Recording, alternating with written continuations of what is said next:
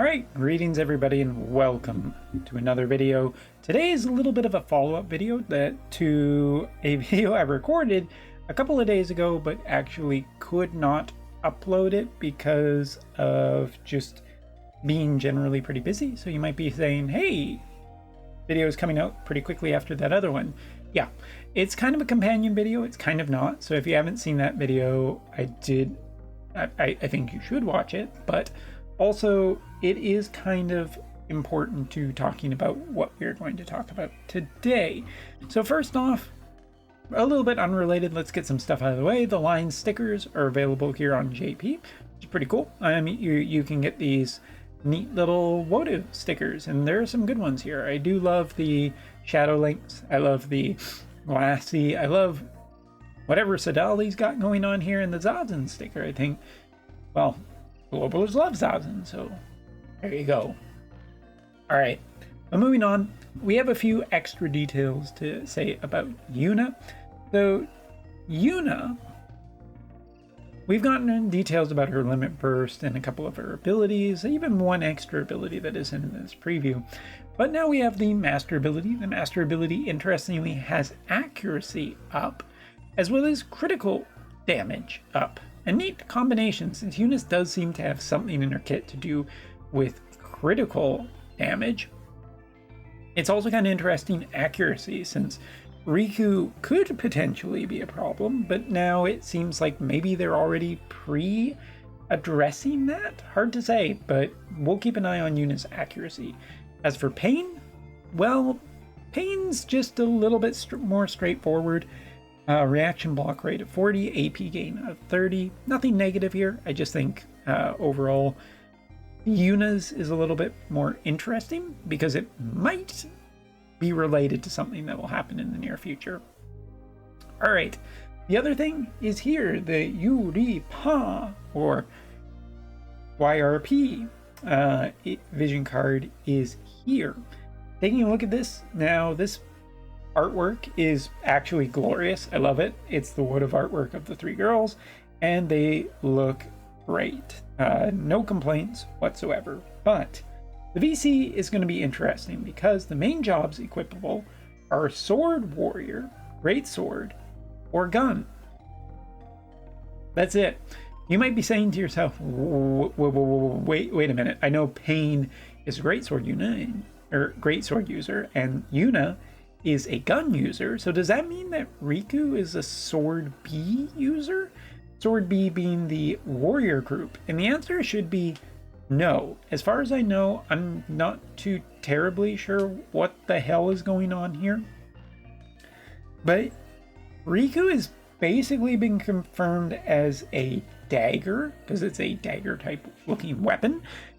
And dagger is supposed to be combined with ninja sword, which I think was the point of that announcement in the actual live stream. So it does seem like this vision card isn't supporting Riku right now, unless something has changed or I've missed something and, you know, that dagger looking weapon is considered to be a warrior class sword.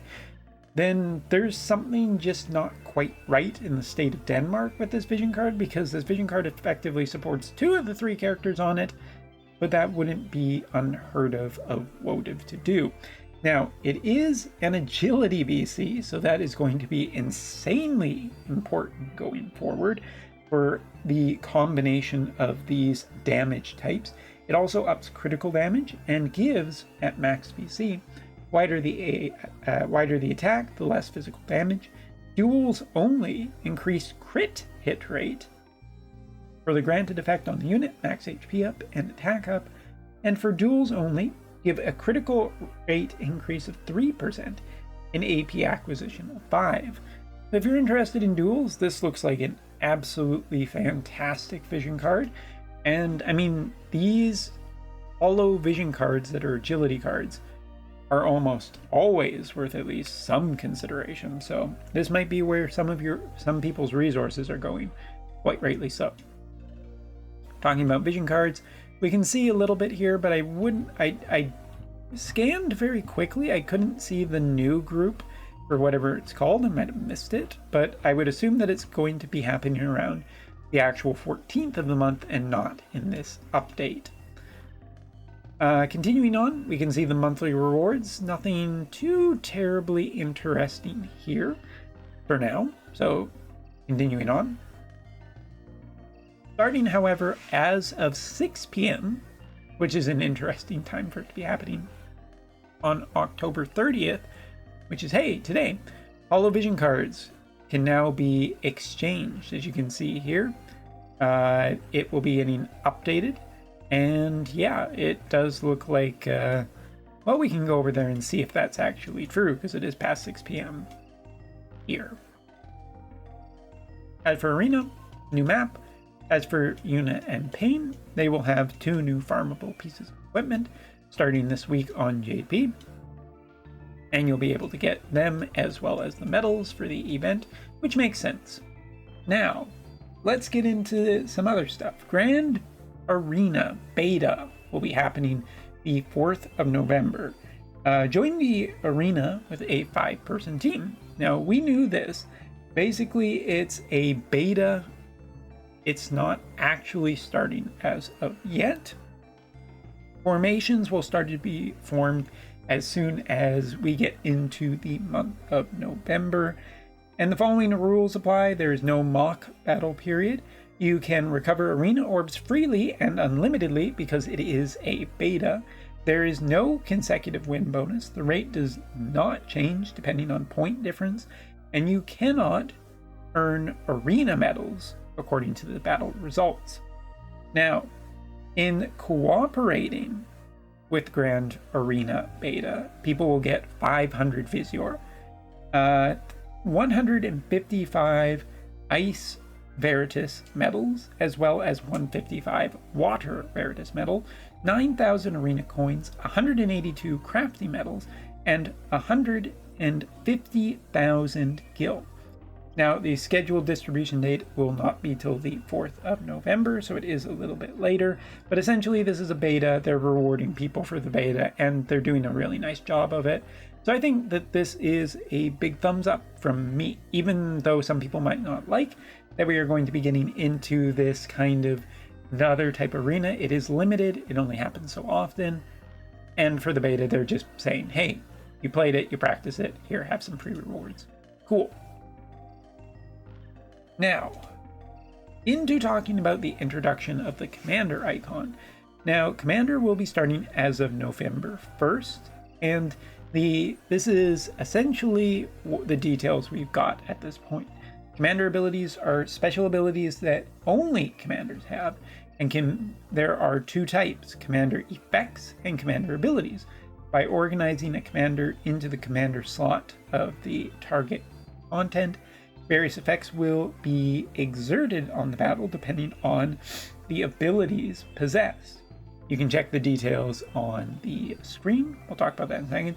Commander effects. Units that meet the conditions will receive status bonuses and other effects throughout battle. Commander abilities. When certain conditions are met, such as at the start of battle, abilities will be automatically activated for units that meet activation conditions. If a commander ability is activated in wave-based quests, such as Noble Phantasm Altar, the number of times the ability has been used will be carried over after each wave is cleared. So they were already talking a little bit about wave battles, so this should be present in wave battles. Now, if a unit is organized in the commander slot of an included content, in excluded content, my bad, the commander ability will not be used. So some units can only be used in Arena or Grand Arena or something like that. If they are in the wrong type, their effects will not activate much as you would expect. Commander slots cannot be organized in battlefields or multi-quests, or in the battlefields of multi-quest, raid, or siege. Units organized in the commander slot do not get placed on the map and do not enter battle. Commanders can participate in battles like normal units by organizing them in the sortie slot, the regular party spots that we had before. but their effects will not be activated.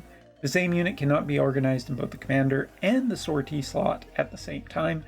Sorting restrictions such as only fire attribute units also apply to the commander slot. So let me put it this way. If you think about the selection quest screen, where you can only use fire elements of a certain rarity, you would also have to apply those same rules to the commander slot. The cost of units organized in the commander slot is not included in the cost limit, which is quite interesting because that's something that I thought was going to be happening, and now I guess I was wrong, so apologies. Enhancement of commander abilities. Commander abilities can be used from the time you obtain the commander and are strengthened according to the unit's level. After a unit reaches 120, it will be at the maximum when you perform a Dream Enhancement release. Commander abilities will not be strengthened by increasing EX level of Dream Enhancement. So this should actually make people quite happy in the idea that you don't need a ton of reincarnations to get the maximum out of a commander. Once they are level 120, you are getting the maximum effect. Alright, now we have content classification. First is quest, which includes stories, vision quests, card holder quests, which are vision card quests, quest events, quest trials, judgment of chambers, tower selection, formidable porcelain tower, noble, phantasm altar, raid, guild quests. For duels, if I scroll down, arena, class match, pickup match, free match, and friend match are all included for commander type. And last, guild battle, limited guild battle, and guild battle, the raid is also included here. And that's it. Now, the content and date of this announcement are subject to change, so while we have this posting in game, it could be that it's not going to happen if there are problems. We could potentially expect some extended maintenance, as it is a pretty new feature, but we'll have to wait and see. Alright, now scrolling back up for a second, just in general, commanders will be interesting to see because at this point, I'm not entirely sure 100% on how this will affect. I'm assuming that newer units will have better commander effects than older units, and I do expect if all older units are even getting a commander enhancement at this point, because it's not mentioned in here. So we'll have to wait and see for the update to see that, but I would more than likely expect new units to absolutely have commander abilities 100%, and for them to be stronger than any old effects to be used. While you are Mont and Lucio, I do generally expect them to be kind of trial runs for people out there. It'll be interesting to see the way that they put this out in the future. So, and 1 second, I'm gonna pause the video while I check something. My apologies. So, interestingly, according to this, it is not anywhere in here talking about what units will actually be upgraded. It was in a different screen talking about general monthly unit upgrades, which honestly I can't even remember exactly where. But the point being is that there is a message in here saying that added a commander effect ability to the SSR Mont Leonis. We will add a commander ability to SSR Mont Leonis. There are no plans to add commander abilities to other units already released, which is a pretty big distinction going forwards with this commander ability stuff. And this brings me to the connection of the video I talked about previously, where essentially what was going to be the kind of thing that potentially might make people angry. Well, it's probably this. Commander abilities, yes. Mont being one that everybody can use is generally pretty nice. But I find it a little weird that that's the only character that they are doing. Like might be just a general unit that is, everybody already has and whatnot. But I feel like it's a little weird to not do any other old units, to specifically only do him. So at the time of the recording of this might not stick. There might be enough backlash from this that it might change going forward. But it is quite weird to say this, because imagine this idea that you get Yuna, Riku, Paine, 3 brand new units, and to not use them on the actual field, but to be kind of relegated to just a commander unit so early on, is a little too weird to me, and it doesn't read quite right. So I'm not entirely sure that this is correct, or I just don't believe it at this point because it's kind of weird. Maybe they're doing it only for right now to see whether or not any problems are raised from the commander units before, and then depending on feedback, they will change their tune. It wouldn't surprise me. The commander ability looks generally pretty fine, and I wouldn't imagine that it's going to make too big of a difference even with this kind of thing.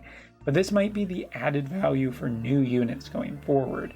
And honestly, it's kind of a little weird of just getting a brand new unit and then not using their major abilities, but just for the commander ability.